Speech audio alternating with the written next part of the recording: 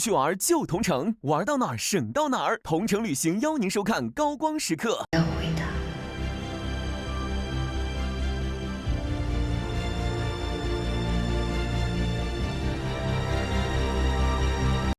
阳光番茄酸甜鲜浓，康师傅番茄鸡蛋牛肉面邀您观看《三体》，让智慧为你闪烁。埃特问界新能源汽车邀您观看《三体》。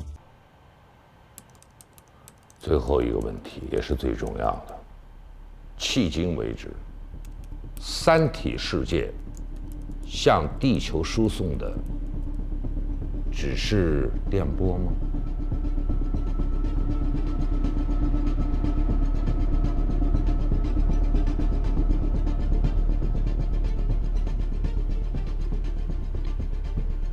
几乎是吧？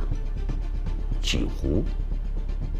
现在这一轮三体文明，宇宙航行速度已是光速的1/10。这一技术飞跃发生在几十个地球年前，这之前他们的宇航速度一直徘徊在光速的几千分之一。他们向地球发射的小型探测器，现在还没有走完半人马座与太阳系之间距离的1%。如果已经出发的三体舰队以1/10的光速航行，40年就可以抵达太阳系，但是为什么你们却说需要400年呢？确实如此。由大型宇宙飞船组成的三体星际舰队，质量巨大，加速十分缓慢，1/10光速是他们能够达到的最高速度。在这个速度上，只能巡航很短的时间，然后开始减速。所以，三体舰队到达太阳系所需的时间，是小型探测器的10倍。另外，三体飞船推进的动力是正反物质的湮灭。正反物质湮灭。那飞船前方是否会有一个巨大的磁力场？那飞船的前方是否有一个巨大的磁力场呢？没错，理论上会形成一个漏斗形的磁罩，用于收集太空中的反物质粒子。这个收集过程十分缓慢，经过很长的时间才能得到供飞船进行一段时间加速的反物质数量。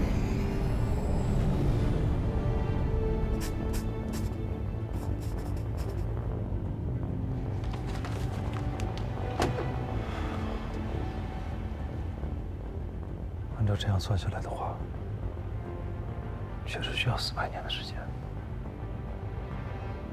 你刚才说的几乎是什么意思啊？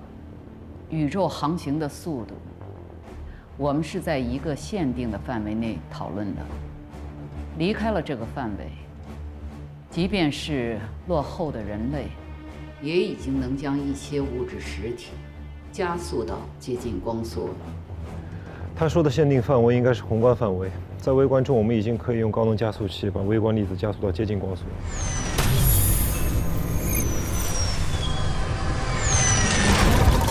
你刚才提到的微观粒子就是物质实体吗？你很聪明。很惭愧，我背后呢有很多出色的专家。是的，是微观粒子。6年前，在遥远的半人马座星系，三体世界曾将2个氢原子核加速到接近光速，并向太阳系发射。这2个氢核，也就是质子，2年前到达了太阳系，然后到达了地球。2个质子，才送来了2个质子，那几乎等于没送啊。常将军，你也说几乎了。三体世界只有这个能力，只能使质子这么大小的东西接近光速。在4光年的距离上，他们只能送来2个质子。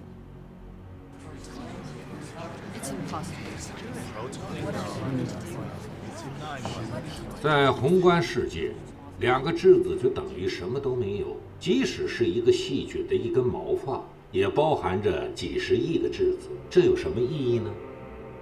它是一把锁。锁什么？锁死人类的科学。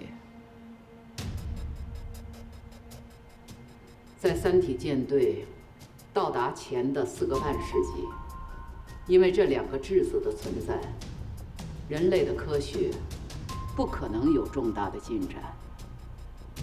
伊文斯说过，2个质子到达地球之日，就是人类科学死亡之时。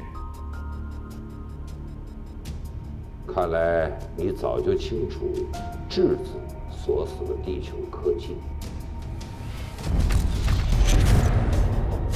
加拿大约瑟大学的戴维教授与科日前指出，A国的天体物理学家哈克。人类科学不可能进步，杨东的实验也不可能成功。物理学不存在了。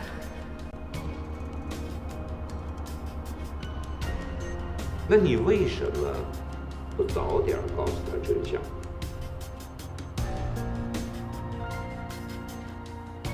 我所知道的一切，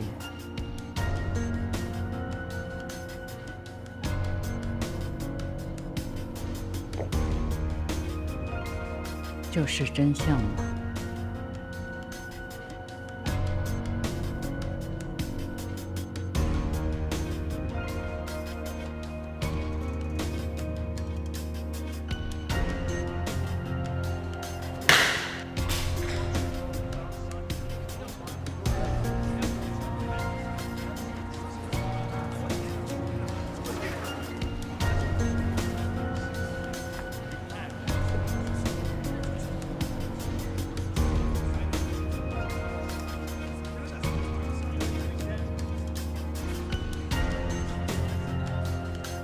张将军，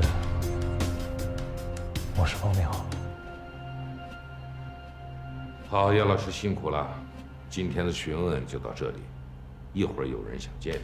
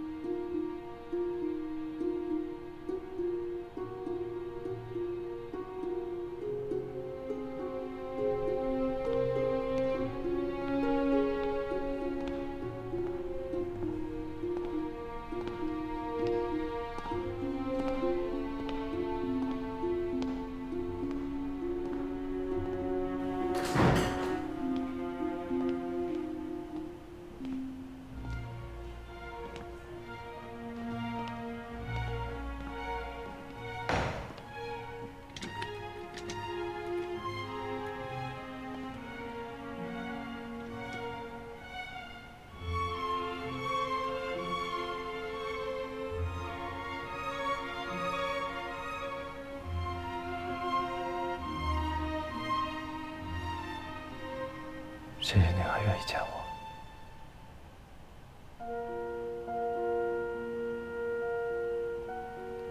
我还有一个问题没有回答你，是关于杨东的吗？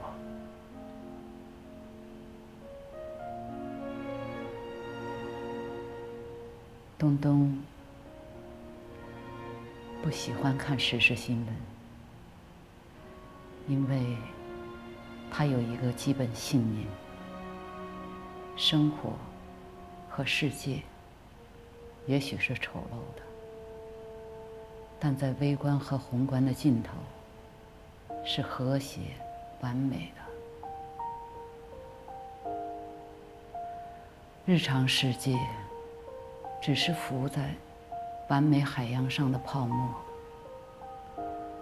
但是由于质子干扰了加速器的实验，别困，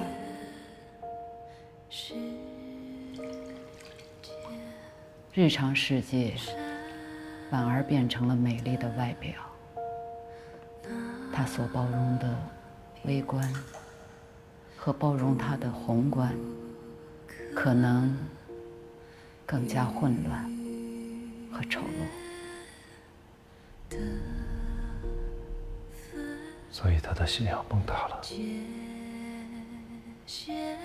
他其实知道，可以不去这样想。没有物理学，他也可以活下去。他做出了选择和努力，试着像一个普通女人那样平静的生活。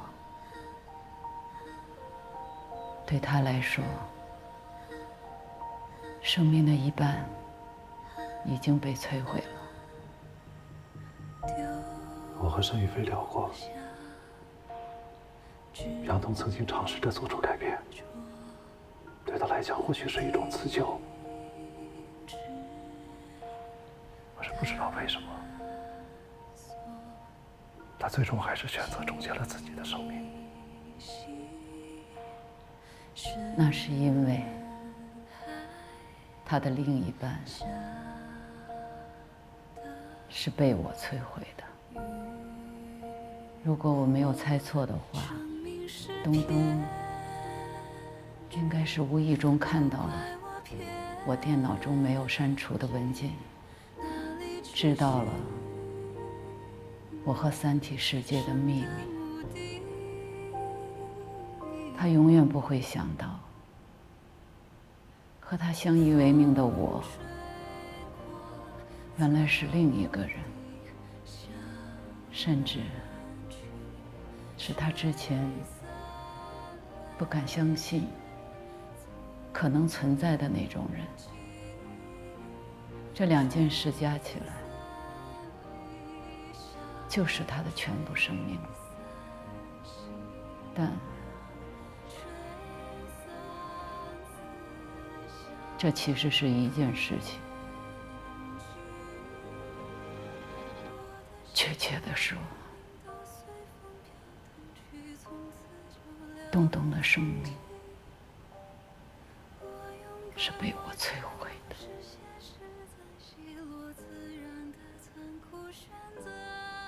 一切的一切都导向这样一个结果。物理学从来就没有存在过，将来也不会存在。我知道这样做是不负责任的，但别无选择。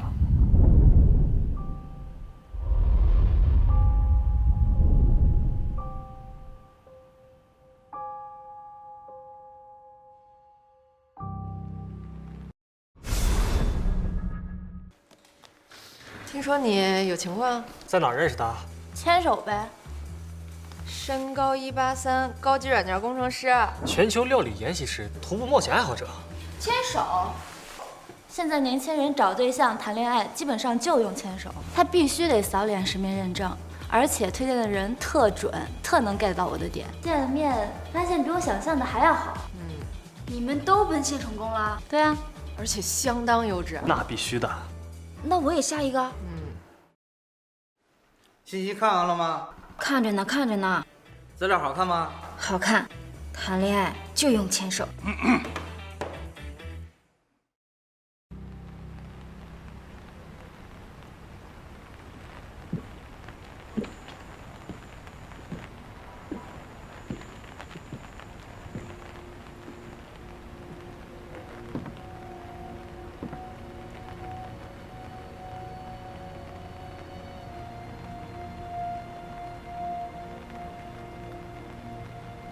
我知道你们一直觉得杨东的死存在了很多疑点，我也很疑惑。如果我告诉你，一方面是因为物理学，另一方面是因为叶老师，这样可以解释你心中的疑惑吗？你觉得解得开吗？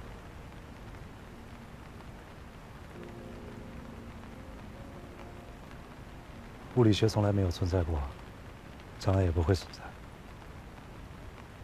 说实话，在我看来恰恰相反。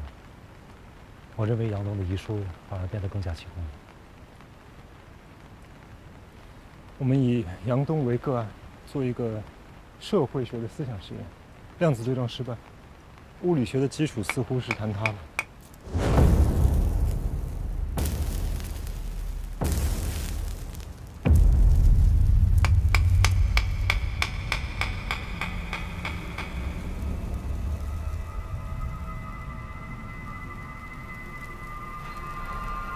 那如果他知道是因为2颗质子所死的地球科学，那么之后理论物理的那些异常都有了合理的解释。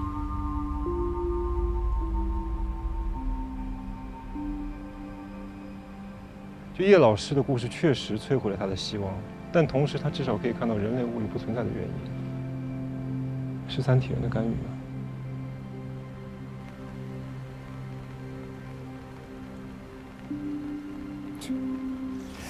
这应该是新的希望。杨东不可能看不到这一点，可是他还是选择自杀了。他只可能看到了比我们更长远的东西，但他看到的是什么？他又是怎么看到的？就现在你和我也想不明白。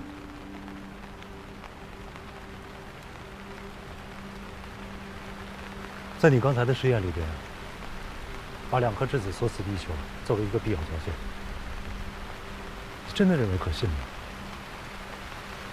？3体文明，从半人马座3星向地球发射了2颗质子，4光年外都到了地球，这也太准了吧！你知道，在整个运动的过程中，它会受到无数的干扰，太阳系和地球又是在运动之中，这就像是。这就比从冥王星上打一枪，然后射中了这里的一只蚊子一样精准，简直是个不可思议的射手，对吧？所以说，这又说明什么？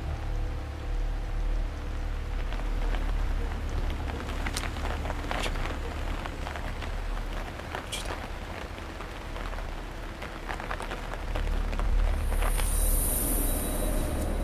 你觉得质子、中子、电子这些微观粒子是什么样子的？几乎是一个点吧，但有不同的结构。我印象中的图像比你更精细。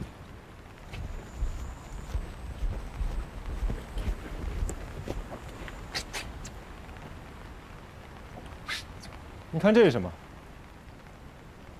香烟的过滤嘴。那从你那个距离看，这样一个小东西，你怎么感觉？差不多也就是一个点。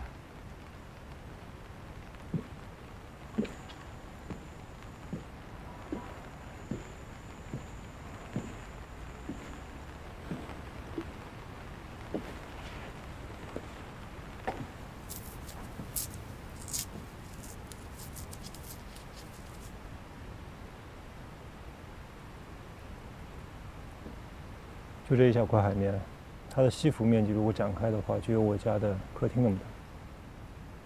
抽烟斗吗？我什么烟都不抽。烟斗用的是一种更高级的滤芯，3块钱一个，它里面装的是活性炭，其实如果倒出来的话，就有一个老鼠屎那么大。但是它的内部微孔构成的一个吸附面积，如果展开的话，大概有一个网球场那么大。这就是为什么活性炭吸附性强的原因。所以，你想跟我说什么？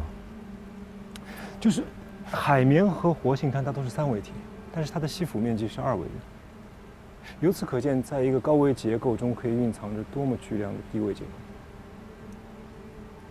但是在宏观宇宙中啊，高维空间对低维空间的容纳其实也就到此为止。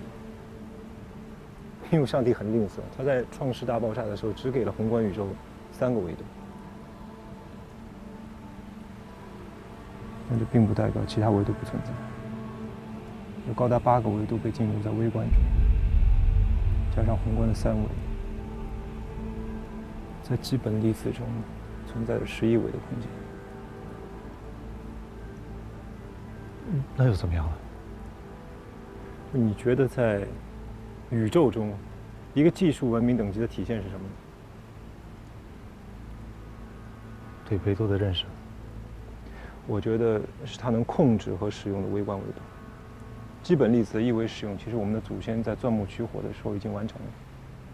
对化学反应的应用，不过就是在一维层次上操控一些微观粒子。当然，它也是不断进步的，从低级到高级，然后有了篝火蒸汽机、发电机。当然，到了现在，人类对微观粒子的一维控制已经到了巅峰，有了计算机，还有你们纳米技术。但所有的这一些，对宇宙中一个更高级的文明来讲，它不过就是在一维上控制的一个东西。就是为什么他们觉得我们是火鸡的原因。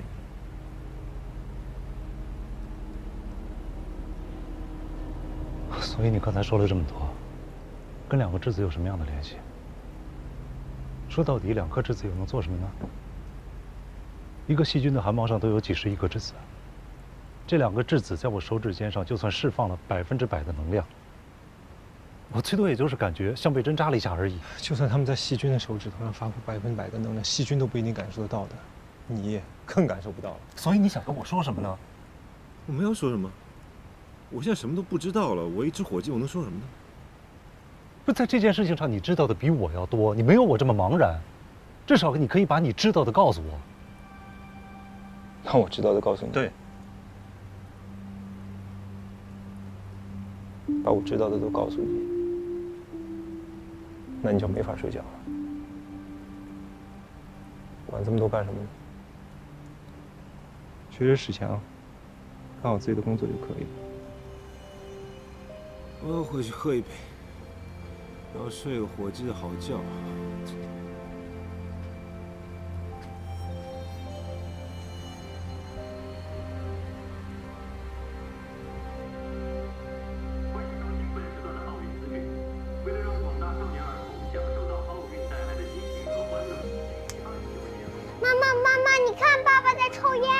你这孩子什么时候进来的？快出去玩去，别耽误爸爸工作啊！妈妈，你不要让爸爸抽烟。行，不让爸爸抽烟啊！去玩去吧啊！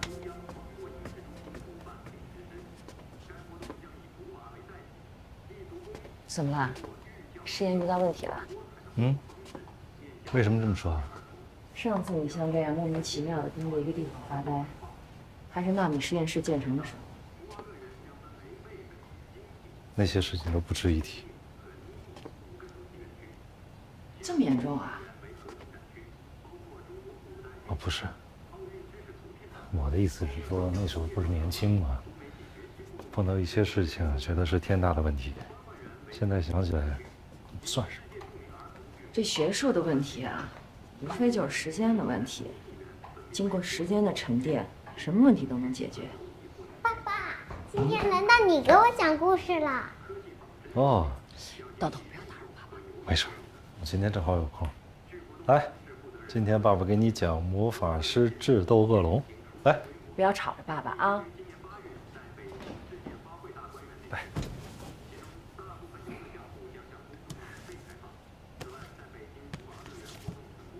从前呢，有一个魔法师，一直在努力地调制魔法药剂。练习魔法，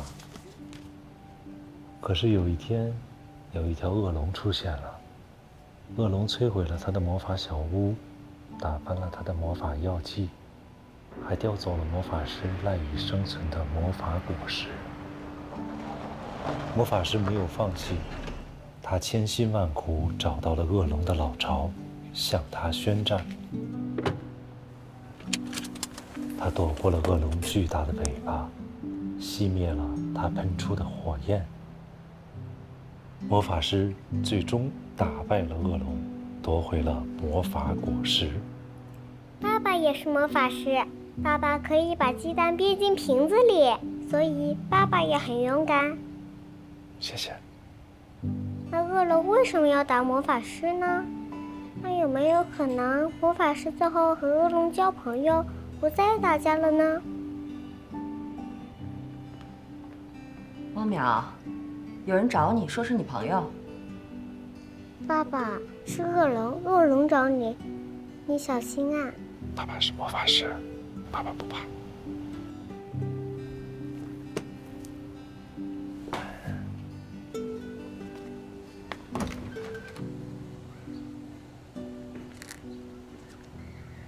王淼是吧？不好意思啊，这儿不能抽烟。楼道里，楼道里聊。楼道里也不行。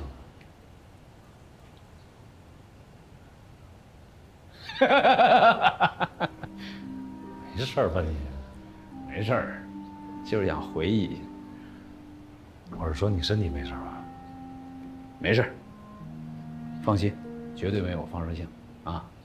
就为了这么一小核弹，我让人像洗面袋子似的里里外外洗了个遍。你这刚一出院，就着急忙慌的来敲我们家门，有急事儿？有急事儿啊？跟我走一趟。不行，我下午忙得很。下午重新安排一下你的事儿。现在楼下有一辆桑塔纳，走还是不走？我也想多回忆一会儿。走还是不走？有的选吗？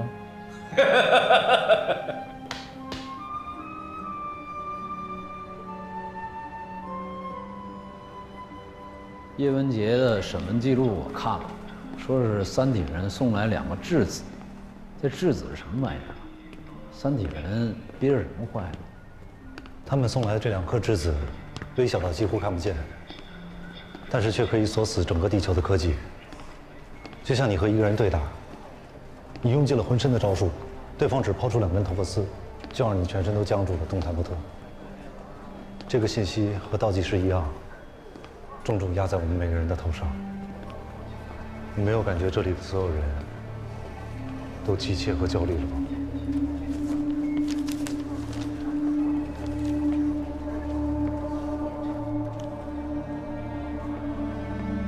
就连这个蓝鲸的骨骼化石，都好像变得粗糙，变得更黄了。这就是你们文化人说的沧桑感吧？感觉整个人类的文明一下子就变老了。哎呀，别扯了，总共才1个多月，什么文明老这么快啊？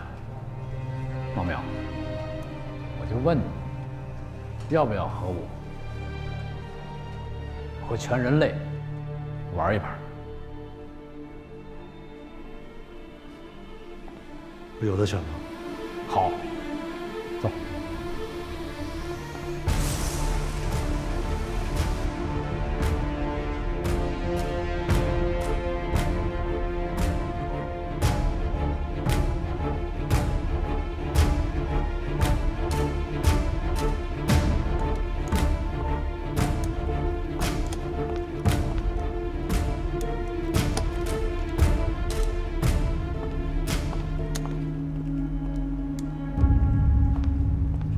科学专家这边好像只有我和丁博士来了。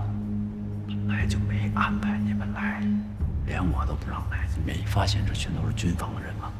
是我坚持要求带你们一块来。你坚持要求这个干什么呀？抓捕伊文斯，我们也帮不上什么忙。那不一定。从第一次见你，我就觉得保不齐你是一把杀人的好刀。什么时候了？你还开玩笑？没开玩笑。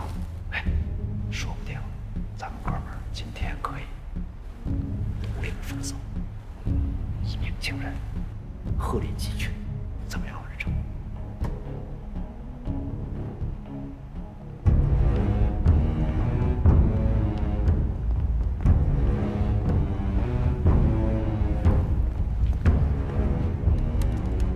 大家好，这次与会的所有人对目前的形势都有了基本的了解。我们依照之前的约定，实现了及时的信息同步。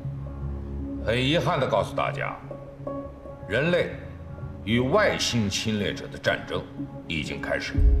有人会说，我们现在与之作战的仍是人类。毕竟4个世纪以后，我们的子孙才会真正的面对来自异星的三体侵略者。但从本质上讲，像 ETO 这种人类的背叛者，也可以看成是来自地球以外的敌人。而面对这样的敌人，我们所有的人都是第一次。 So our next common objective is to capture the intercepted Trisolarian messages that are stored on Judgment Day. 是的，这些信息对我们人类文明的存亡具有十分重要的意义。请看，这个就是审判日号，我们通过卫星追踪到它的具体位置。目前，这艘游轮仍以合法的身份行驶在大西洋上，它已向巴拿马运河管理局提出申请，将于4天后通过运河。This seems to be our best opportunity to take action. 很可能以后再也不会有这样的机会了。我们这次会议的任务就是讨论出行动方案，最后确定1到3个最可行的，上报联合作战中心总部。这次行动难度很大，因为所有的方案都要确保一点，保证审判日号上三体信息的安全，并夺取它。According to the information from the captured ETOs, Judgment Day was rebuilt from an old oil tanker. Both the superstructure and the interiors have been extensively renovated with complex structures, rooms, and passageways. And the crew, having lived on the ship for over a month, still need a map to navigate some areas, which we don't have. 目下のところ我々は審判非合のメインコンピューターの正確な位置、3体の情報、いくつのバックアップデータがあるのかも全てはわからない。我々が唯一目標を達成するには審判非合の全面を占領して制御しなくてはならない。这中间最困难的就是在攻击行动中避免敌人删除三体信息，他们只需对服务器硬盘打上一梭子，一切都完了。这最多只需要10秒。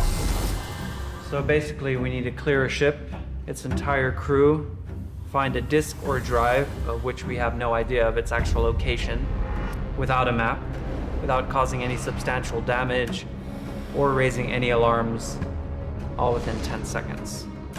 審判非合に我々の潜入者がいるのか、デバイスが起動するときに我々はそれを転送することまたはコントロールができるというのか？ No.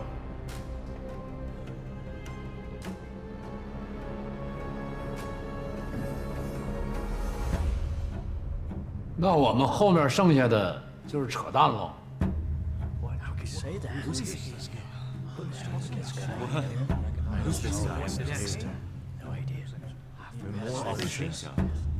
Травмолевое оружие способно уничтожить персонал внутри закрытого помещения без повреждения оборудования.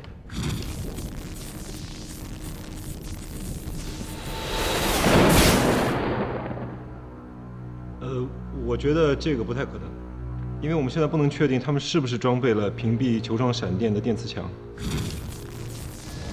而且球状闪电释放能量的话，它需要一段时间，最快可能需要10秒，或者是1分钟，甚至更长的时间。这其实是给了他们很多反应的时间。 What about a neutron bomb? So that's the problem. The radiation from neutron bomb cannot put them to death immediately.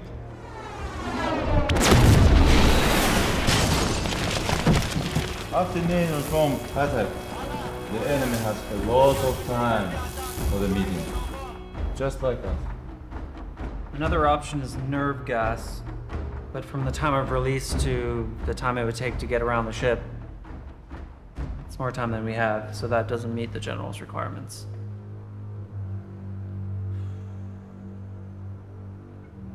Our only other choices: concussion bombs or infrasonic waves.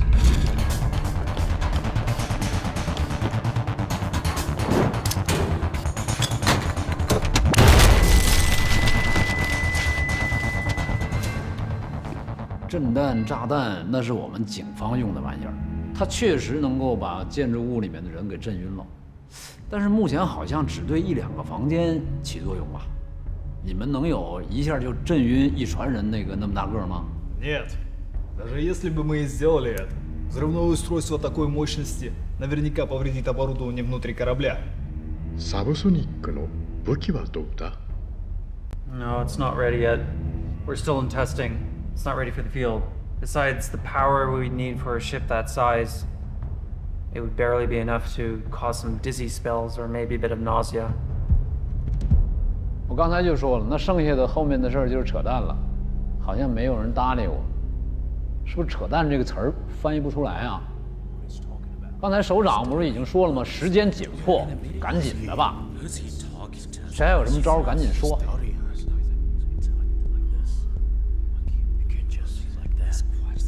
啊 Are we going to let the policeman run this? Are you even qualified? 不是什么意思？啊？警察怎么了？警察没有资格。那你的资格呢？ Colonel Stanton has been one of the longest-standing experts in special ops, and he's been in every major operation since the Vietnam War. 哦，听懂了。那好，那我告诉你我有什么资格。我在做警察之前，曾经也是一名军人。我所在的侦察排穿插到敌后纵深几十公里，占领了那里一座严密设防的水电站，阻止了敌军炸坝来阻断我军进攻道路的计划。这就是我的资格。我战胜了，打败过你们的敌人。大婶，说方案，不要扯远了。 I don't think we need to continue listening to this police. Police 这词儿，我2次听说了，咋了？看不起警察是吧？要说甩一堆炸弹，把那大船炸成粉末，那你们军人行，但是要从里面完好的取出东西来，别看你肩扛了几颗星，不如小偷。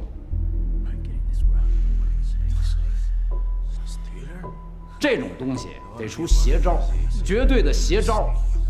这个，你们远远比不上罪犯。罪犯个个都是邪招大师，罪犯能把行驶中的列车中间的一节车厢给偷了，前后剩余部分还能完好的接起来开到终点站。所用的工具只是一根钢丝绳和几只铁钩子，这才是特种作战专家。 而像我这样在基层摸爬滚打了10几年的重案刑警，受到了他们最好的教育和培养。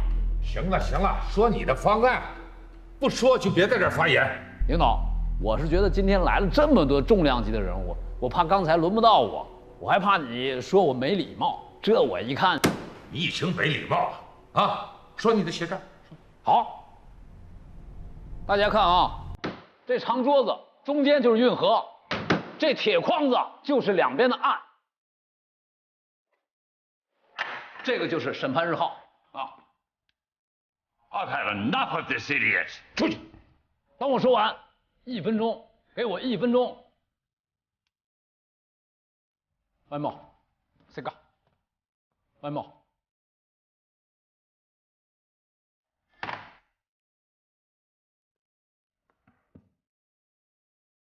在运河的两岸立上2根柱子，2个柱子中间扯上许多条平行的细丝。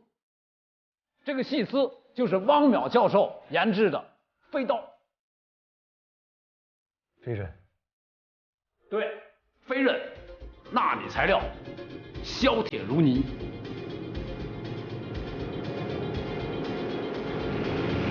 完了，就这些。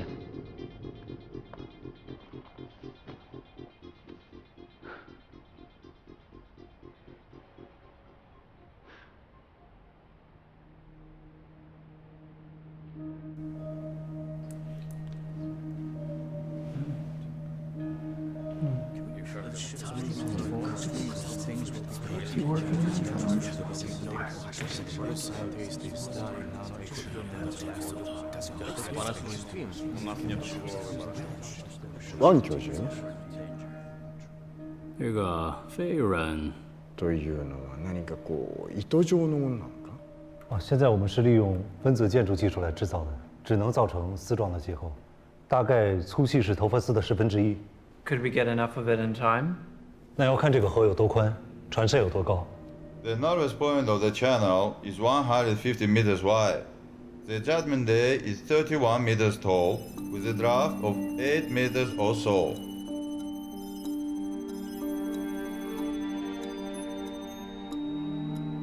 差不多够，差不多。What if the equipment holding the Trisolaran data, the hard drives, the optical discs, is sliced? 纳米切线非常的锋利，所以它的切口会非常的平整。那些光盘、硬盘还有存储器，它里面的信息应该是可以复原的。呀。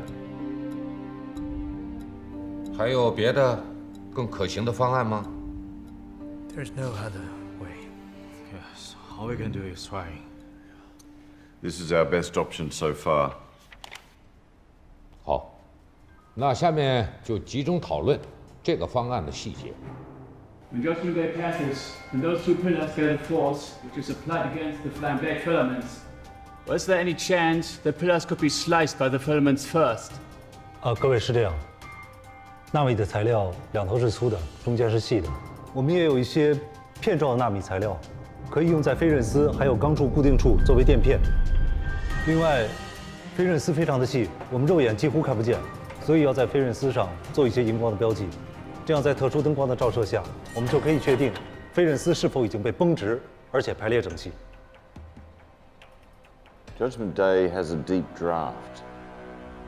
We also need to consider filaments below the waterline.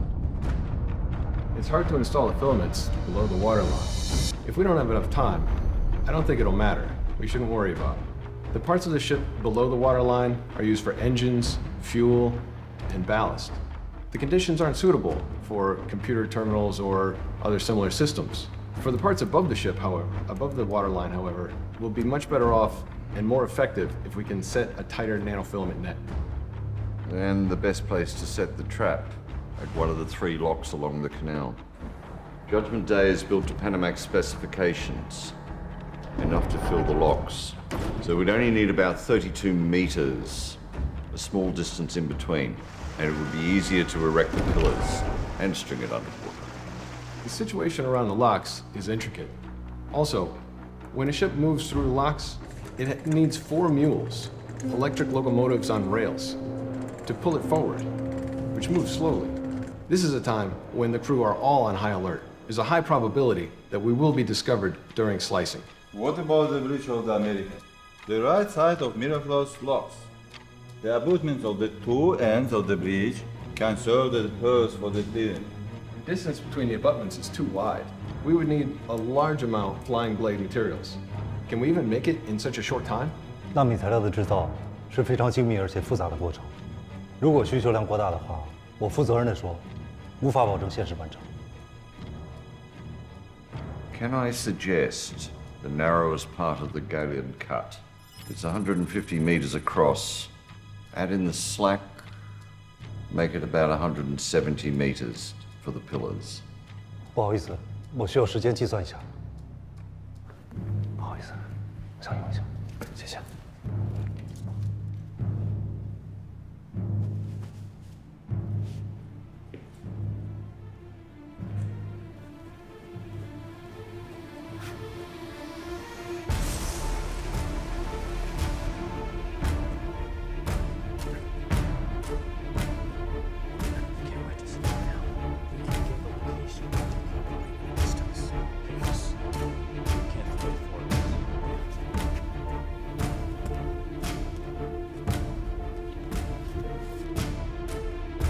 现有纳米材料，如果按这个计划，2根细丝之间的间距最少要50厘米。也就是说，这船得在白天过运河。Why exactly? 夜里船上的人得睡觉啊，他躺下或者趴下，那50厘米空档太大了。白天不管他是站着还是蹲着还是坐着，那也都够了吧？啊？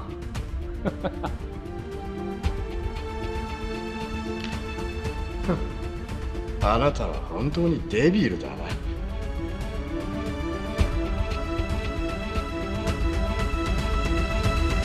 和满满鲜果感的纯真真酸奶一起探索三体世界，守护地球文明。 ETO 是个什么样的组织 ？ETO 的组织成员基本上都是高知的精英的人才。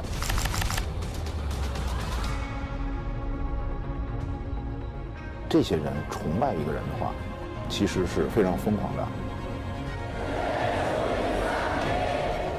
我们就想把这种疯狂和不理智表现出来。 在结构上可以是一个，充满着任何想象的一个空间，但是落在最细节的地方的时候，一定是非常非常的真实。ETO 这个开会的形式，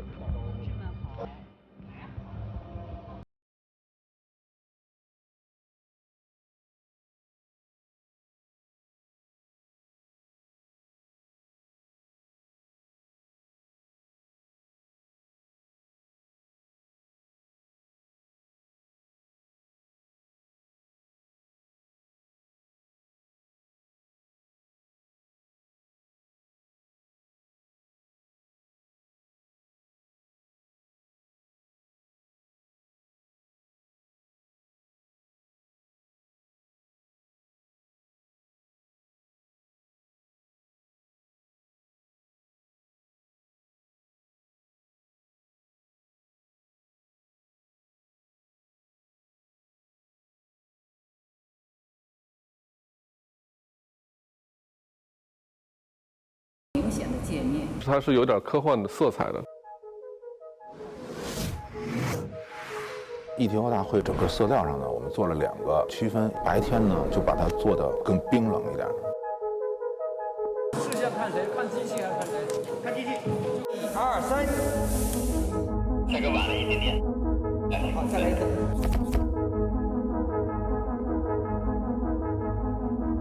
OK 了 ，OK 了。在这个冰冷的环境，人们的行为是疯狂的。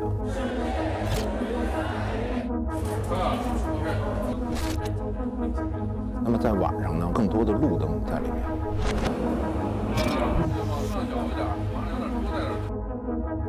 后期调色的时候呢，我们把它调得再暖一点，去把它极端的热情表达出来。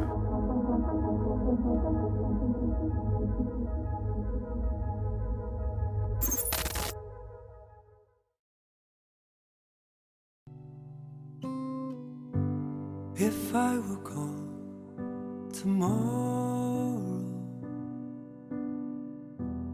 would they wonder where I am? If I were gone tomorrow, would they wonder how I am?